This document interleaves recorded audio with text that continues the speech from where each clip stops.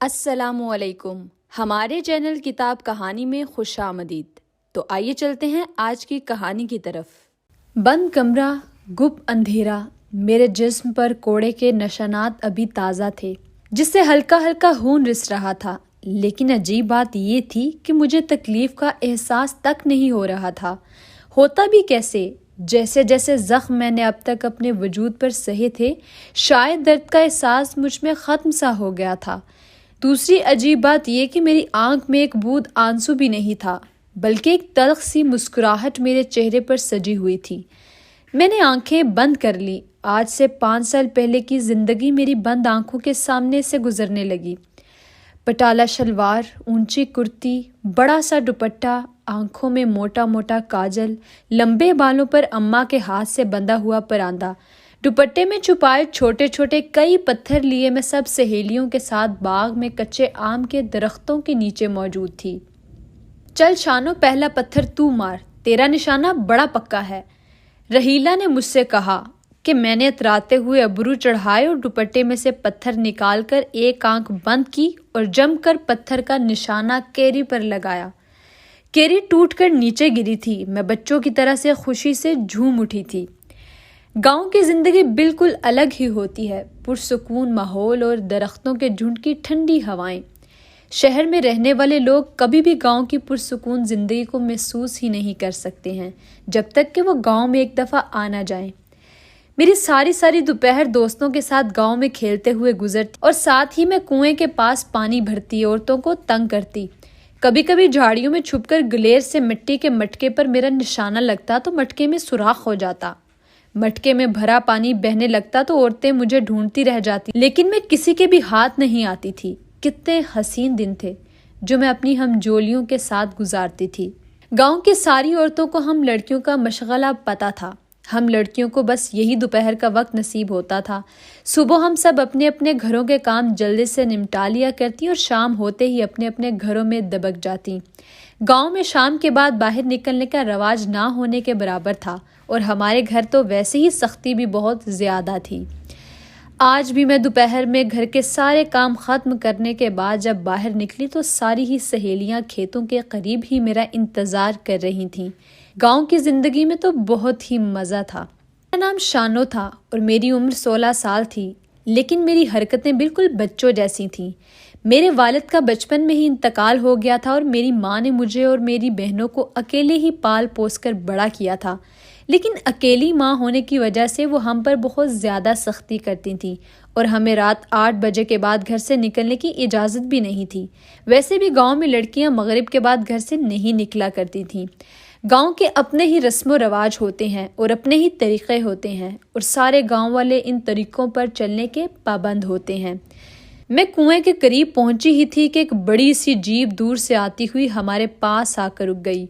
گاڑی کا شیشہ نیچے کو سرکا اور سردار صاحب نے باہر جھانک کر ہمیں دیکھا اور ہم سب پر ایک گہری نظر ڈال کر ہماری خیر خیریت دریافت کی اور گاڑی حویلی کی طرف رواں دواں ہو گئی۔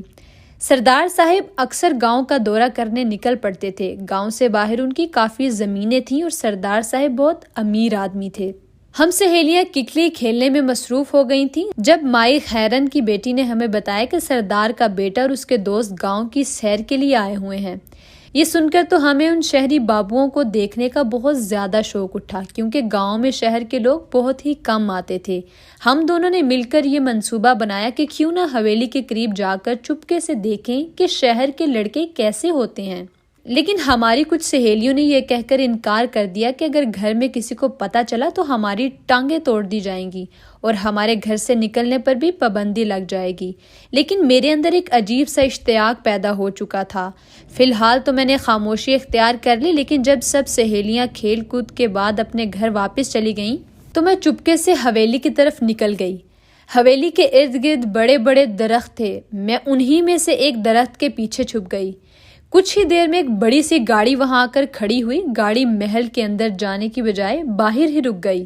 محل کے بڑے سے گیٹ کے پاس چوہدائن ہاتھ میں کبوتر لیے کھڑی تھی۔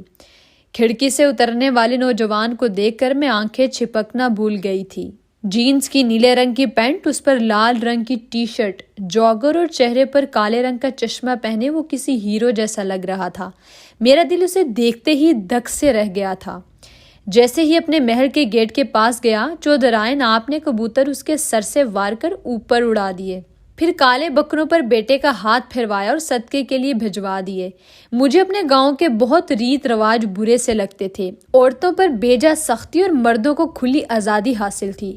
قتل مرد کرے تو ونی بن کر مقتول کے گھر قاتل کی بہن بیٹی کنیز بن کر جانے پر مجبور ہو جائے۔ مرد محبت کرے تو رشتہ لے کر جایا جائے اور عورت محبت کرے تو غیرت کے نام پر قتل ہو جائے۔ پنچایت لگائی جائے تو باپ کے لیے گئے قرضے کی عدم ادائیگی پر کم سن بچی اس شخص کے حوالے کر دی جائے جس سے قرضہ لیا گیا تھا، وہ چاہے اس بچی کے دادا کی عمر ہو تب بھی اس بچی سے نکاح کا حق رکھتا تھا۔ یہ کیسی اندھیر نگری تھی! مجھے اپنے گاؤں میں ہونے والی ان فرسودہ رسموں سے نفرت تھی۔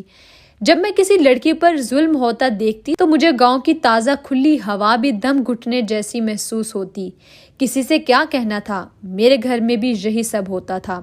لڑکیوں کو تعلیم دلوانے کا رواج نہیں تھا، بس ہوش سنبھالتے ہی گھر کے کاموں کی ذمہ داری ان پر ڈال دی جاتی اور 18 کی عمر تک شادی کر دی جاتی اور اس کے بعد بڑھاپے تک وہ بس خدمت کی چکی میں پستی چلی جاتی۔ میں وہاں سے واپس آ گئی، گھر پہنچی تو اماں کی گھورتی نظروں نے میرا استقبال کیا تھا۔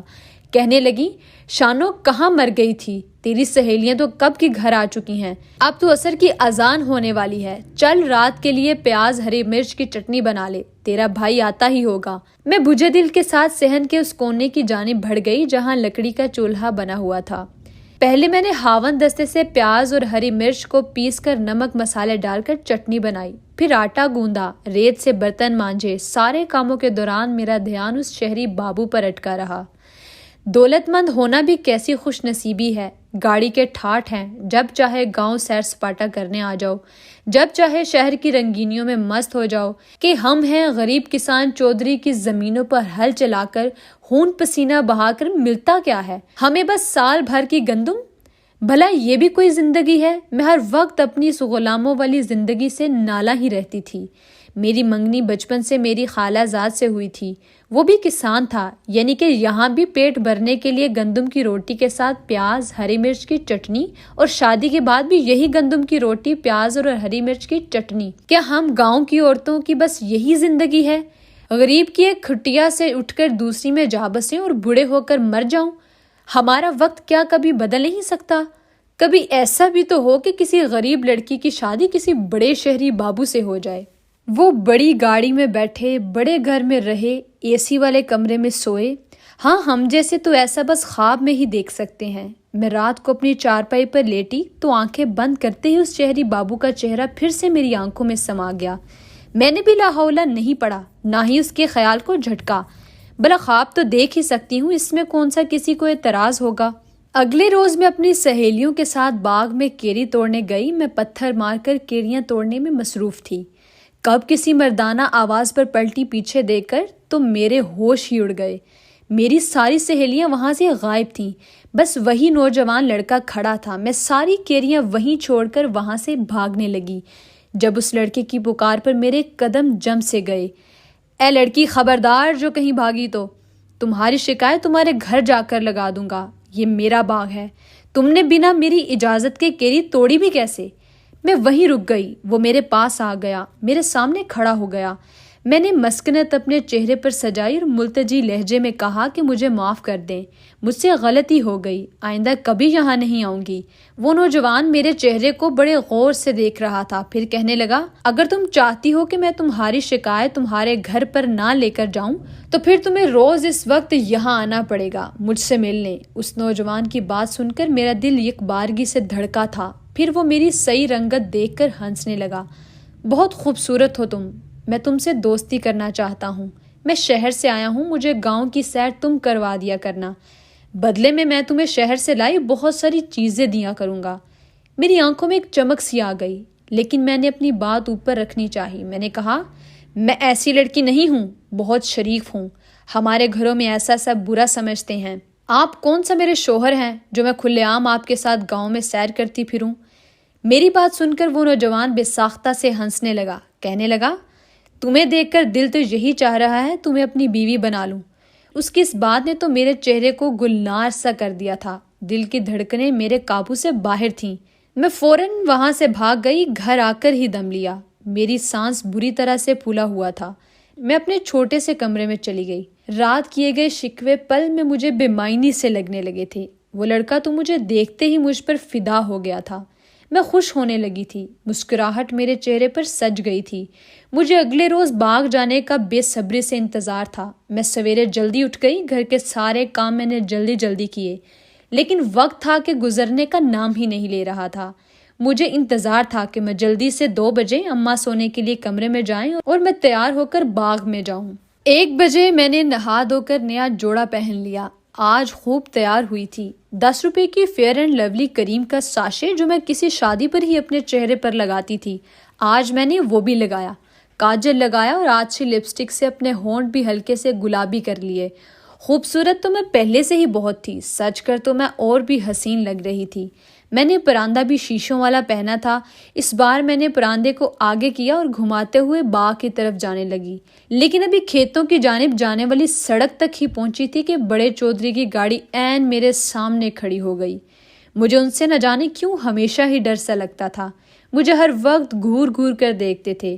اپنی گاڑی کا شیشہ انہوں نے نیچے کیا، وہ گھورتی ہوئی نظریں مجھ پر جمائیں۔ کہنے لگے، گاؤں کی ہر لڑکی ہماری عزت ہے، اپنے سر پر دوپٹہ رکھا کرو ورنہ کمالے سے تیری شکایت لگا دوں گا۔ میں نے فوراً سے دوپٹہ اپنے سر پر لیا اور چلی گئی۔ آج میری سہیلیاں بھی نظر نہیں آ رہی تھیں۔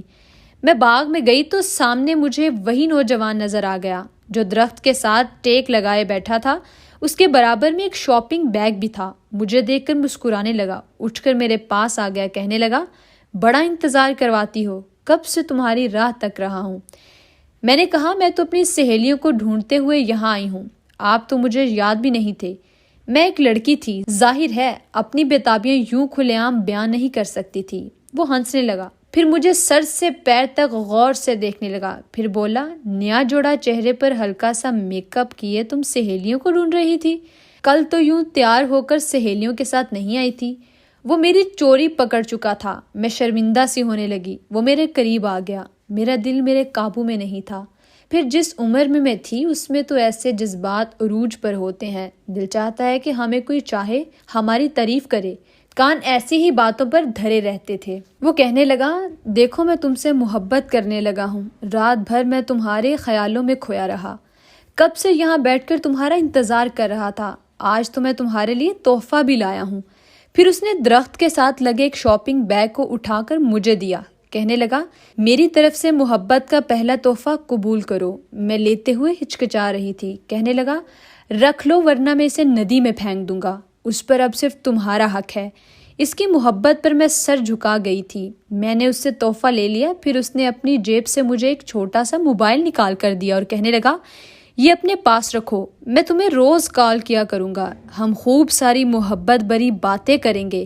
اس نے مجھے موبائل کو استعمال بھی بتا دیا۔ میں سب کچھ چھپائے اپنے کمرے میں چلی گئی، سب کچھ اپنے لوہے کے ٹرنک میں چھپا دیا۔ نہ جانے کیوں مجھے ڈر سا لگ رہا تھا۔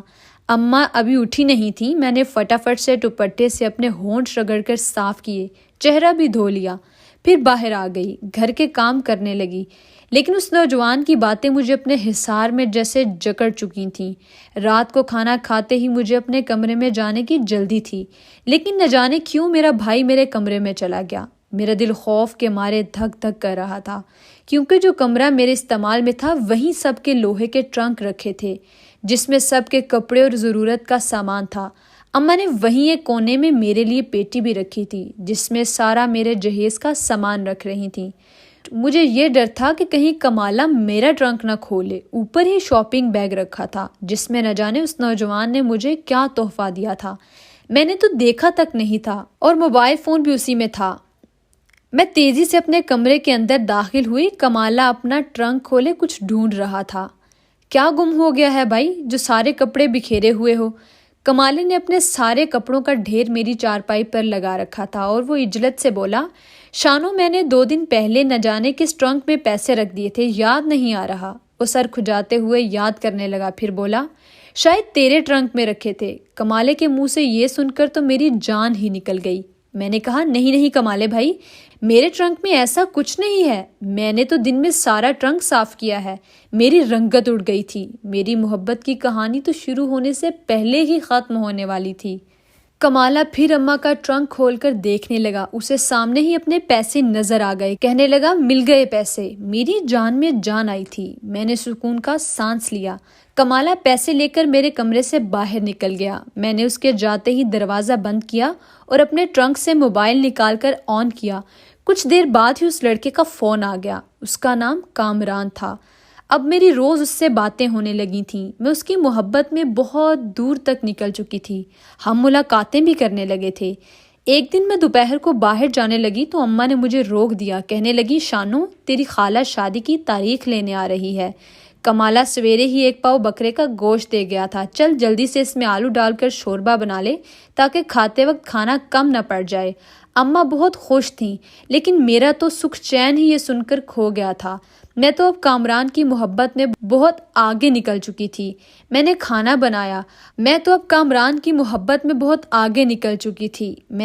بنایا، خالہ جب آئیں تو مجھے بہت پیار کرنے لگیں۔ 2 ماہ بعد کی تاریخ میری شادی کے لیے طے کی گئی تھی۔ اب تو اماں نے مجھے گھر سے باہر نکلنے سے بالکل منع کر دیا۔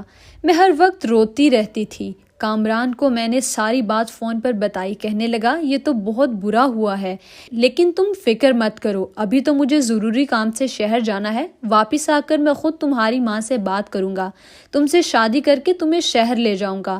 پتہ نہیں کیوں لیکن میں کامران کی بات پر مطمئن نہیں ہو پا رہی تھی۔ ایک دن اماں نیا جوڑا پہنے تیار تھیں، ہاتھ میں مٹھائی کا ڈبہ پکڑ رکھا تھا، کہنے لگیں دروازہ اچھے سے بند کر لو، میں چودھرائن کو تیری شادی کا سندیسہ دے کر آتی ہوں۔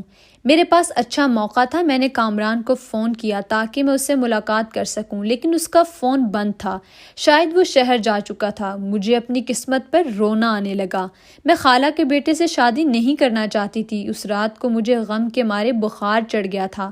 میں بے سود اپنے کمرے میں لیٹی تھی جب مجھے باہر باتوں کی آوازیں آ رہی تھیں۔ میں بہت مشکل سے اٹھی، اپنا دروازہ کھولا، سامنے اماں کے کمرے کی لائٹ جل رہی تھی۔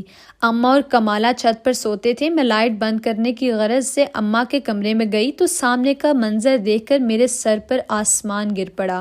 سامنے اماں بیٹھی تھیں اور گاؤں کا چودھری اماں کے سامنے کرسی پر بیٹھا تھا۔ دونوں میں سے کسی کی نظر مجھ پر نہیں پڑی تھی۔ میں نے دھیرے سے دروازہ بند کر دیا۔ یہ سب کیا چکر تھا جو میں نے دیکھا تھا؟ گاؤں کے چودھری کا بھلا اس وقت ہمارے گھر کیا کام ہو سکتا تھا؟ 100 قسم کے سوالات میرے ذہن میں اٹھنے لگے۔ یہ تسلسل شاید جاری ہی رہتا جب چودھری کی آواز سن کر میں ہوش کی دنیا میں لوٹی تھی۔ وہ اماں سے کہہ رہا تھا کہ اگر تم یہ رشتہ شانو کے لیے قبول کر لو تو میں تمہارے گھر کے کاغذ تمہیں لوٹا دوں گا، ورنہ تمہارے مرحوم شوہر نے گھر کے کاغذ میرے پاس گروی رکھوا کر مجھ سے بیاج کے عوض پیسے لیے تھے۔ تم پر تو سود بھی بہت چڑھ گیا ہے۔ تمہاری بیٹی میرے گھر عیش کرے گی، تیری بہن اسے دے بھی کیا سکتی ہے؟ یہ سن کر تو میں حیرت کے سمندر میں غوطہ زن ہوئی تھی۔ تو آخر کامران نے اپنے ابا کو رشتے کے لیے بھیج ہی دیا۔ میں جتنا خوش ہوتی اتنا ہی کم تھا۔ جو بات چودھری نے اماں کے سامنے رکھی تھی، ممکن ہی نہیں تھا کہ اماں انکار کر جاتی۔ کامران نے کیسا کھیل رچایا تھا مجھے اپنانے کے لیے۔ میرا دل چین کی بانسری بجانے لگا۔ میں واپس اپنے کمرے میں لوٹ آئی۔ میرا بخار صبح تک ختم ہو چکا تھا۔ اماں آج بہت چپ چپ سی تھیں، لیکن میرے دل میں تو لڈو پھوٹ رہے تھے۔ کمالہ بھی چپ تھا، اس نے تو آج ناشتہ بھی ٹھیک سے نہیں کیا اور کھیتوں میں چلا گیا۔ اماں نے رات کو فون پر خالہ کو رشتے سے انکار کر دیا۔ میرا دل اس وقت جشن منا رہا تھا، اور کیوں نہ مناتا، میری محبت کی جیت ہوئی تھی۔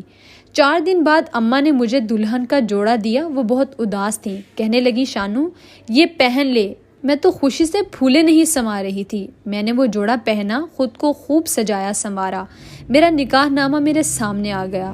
میں ان پڑھ تھی، اس لیے نکاح نامے پر بس انگوٹھا ہی لگایا تھا۔ میرے دل میں امنگوں کا طوفان ٹھاٹھے مار رہا تھا۔ میرا گھونگھٹ کافی لمبا نکالا گیا تھا۔ میں رخصت ہو کر چودھری کے محل میں آ چکی تھی۔ میرا خواب سچ ہو گیا تھا۔ میری قسمت کسی تابناک ستارے کی طرح روشن ہوئی تھی۔ میں دلہن بنی بڑے سے کمرے میں بیٹھی تھی جہاں اے سی چل رہا تھا۔ پورا کمرہ گلاب کی خوشبو سے معطر تھا۔ میری روح تک اس وقت مہک گئی تھی جب کمرے کا دروازہ کھولا۔ میرے دل کی دھڑکنیں حد درجہ تیز ہوئی تھیں۔ کامران کے بارے میں سوچتے ہی مجھے ڈھیروں شرم آئی تھی۔ جیسے ہی میرا گھونگھٹ اٹھا، سامنے بیٹھے شخص کو دیکھ کر میرے ہوش اڑ گئے تھے۔ وہ ادھیڑ عمر کا چودھری تھا، میرے باپ سے بھی بڑی عمر کا تھا۔ مجھے دیکھ کر بڑی کمینگی سے ہنس رہا تھا۔ میں نے کہا، آپ میرے کمرے میں کیا کر رہے ہیں؟ اس وقت میرے کمرے میں آپ کیوں آئے ہیں؟ میری بات سن کر وہ ہنسنے لگا کہ کیا ڈرامے بازی کر رہی ہو؟ یہ میرا کمرہ ہے اور تم میری بیوی ہو۔ یہ سن کر تو میری روح فنا ہو گئی تھی۔ تو کیا یہ چودھری اس دن اماں سے مجھے اپنے لیے مانگ رہا تھا؟ میرا سر بری طرح سے چکرانے لگا تھا۔ مجھے لگا یہ پورا کمرہ مجھ پر آن گرے گا۔ میں بے ہوش ہو گئی تھی۔ کب مجھے ہوش آیا، دن چڑھ چکا تھا، میرے بازو پر ڈرپ لگی ہوئی تھی۔ بہت سے ملازم میرے پاس کھڑے تھے۔ وہ چودھری سامنے صوفے پر متفکر بیٹھا تھا کہ مجھے ہوش میں دیکھ کر اٹھ کر میرے پاس آ گیا۔ ملازمین میں سے اس ایک عورت نے مجھے اٹھا کر بٹھایا، دوسری نے مجھے جوس دیا۔ نہ چاہتے ہوئے بھی میں نے وہ جوس پی لیا۔ پھر چودھری کے اشارے پر میری ڈرپ اتار کر سب باہر نکل گئیں۔ بس وہ چودھری ہی وہاں رہ گیا تھا۔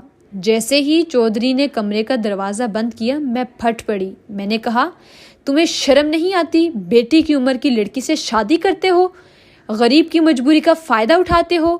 مجھے تمہارے ساتھ نہیں رہنا۔ تمہارا بیٹا کامران مجھ سے محبت کرتا ہے، وہ مجھ سے شادی کرنا چاہتا ہے۔ اگر اسے پتہ چل گیا کہ تم نے مجھ سے شادی کر لی ہے تو وہ تمہیں کبھی معاف نہیں کرے گا۔ میرا غصے سے برا حال تھا۔ میرے منہ میں جو آ رہا تھا میں بولے جا رہی تھی۔ میری باتیں سن کر چودھری نے میرے منہ پر زوردار تھپڑ مارا۔ کہنے لگا، بدبخت عورت، میرے شریف النفس بیٹے پر الزام لگاتی ہے۔ تم بھی کسی کچرے کے ڈھیر میں پیدا ہونے والی ایک نچیز سی لڑکی ہو۔ وہ تو تیرے حسن کا جادو مجھ پر چل گیا، اس لیے جب تیری ماں تیری شادی کی مٹھائی دینے آئی تو میں نے اسی رات تیرا تختہ مانگ لیا۔ تجھے تو خوش ہونا چاہیے کہ میں نے تجھے خاک سے عرش پر بٹھا دیا ہے۔ میں رونے لگی تھی۔ میں نے کہا، مجھے تیرے ساتھ زندگی نہیں گزارنی، اپنے بیٹے سے پوچھ لے، وہ مجھ سے شادی کا وعدہ کر کے شہر گیا ہے۔ میں تیری بیٹی کے برابر ہوں۔ یہ ظلم ہے، زیادتی ہے۔ لیکن اس شخص نے میری ایک نہ سنی، زبردستی اپنا حق وصول کیا۔ میرے ساتھ جانوروں والا سلوک برتایا گیا۔ اگلے روز میری آنکھ ایک شور سے کھلی، جیسے کوئی شخص زور زور سے چلا رہا ہو۔ میں اس ہوس شدہ شخص کا نشانہ پوری رات بنی تھی۔ میرا وجود مضمحل سا ہو کر رہ گیا تھا۔ کمرے میں کوئی نہیں تھا۔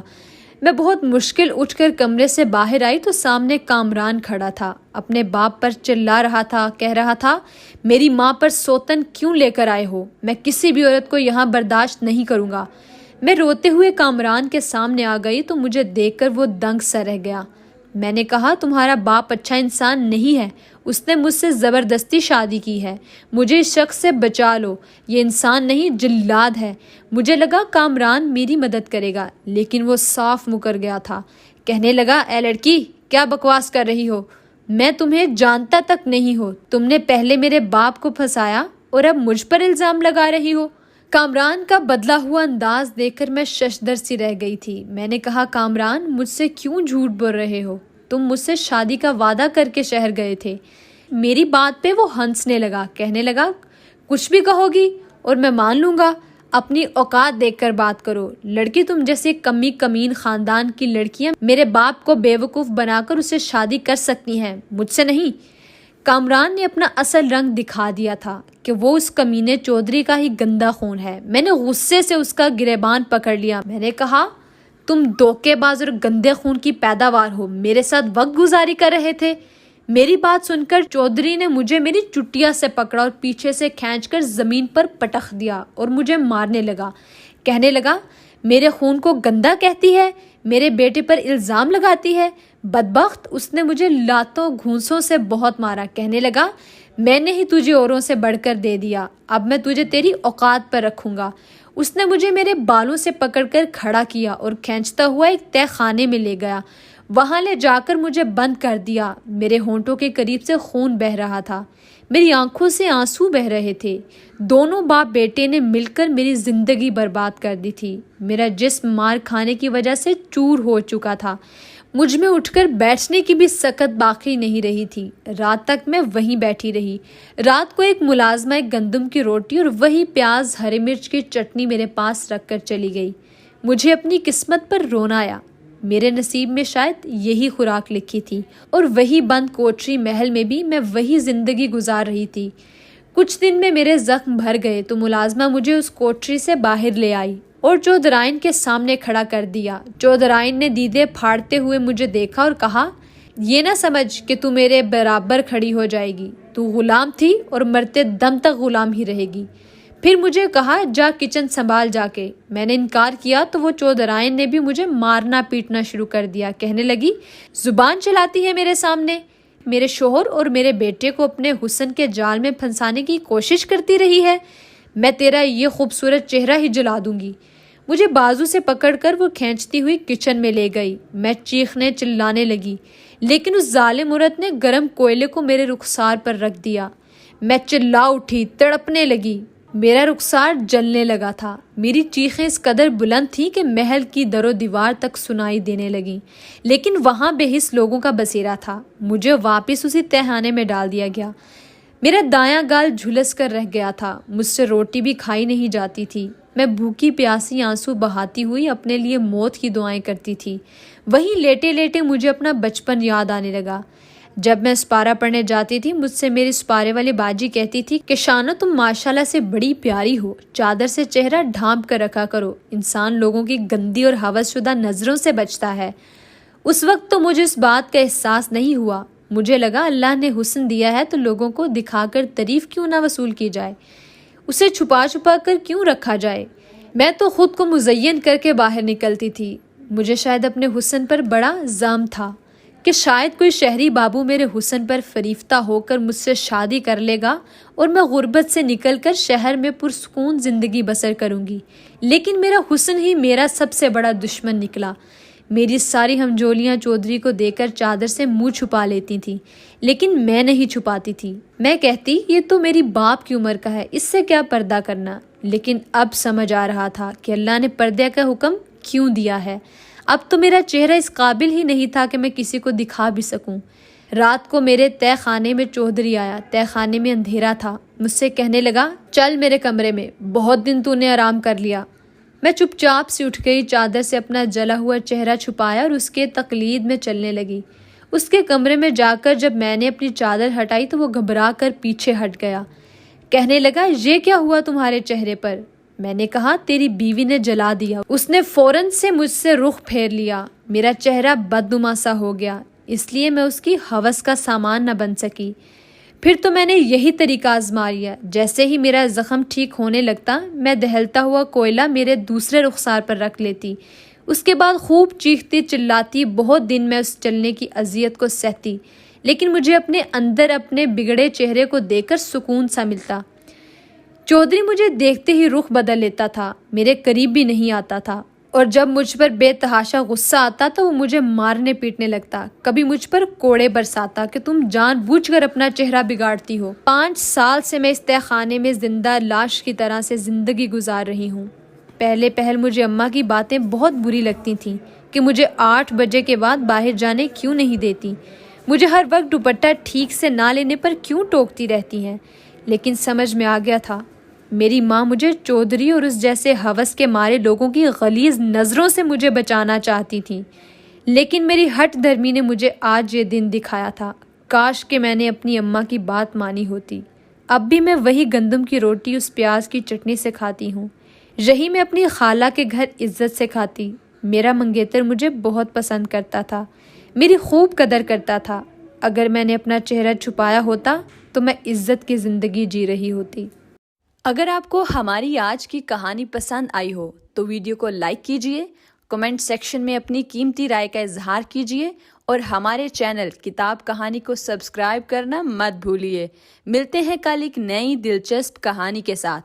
اللہ حافظ۔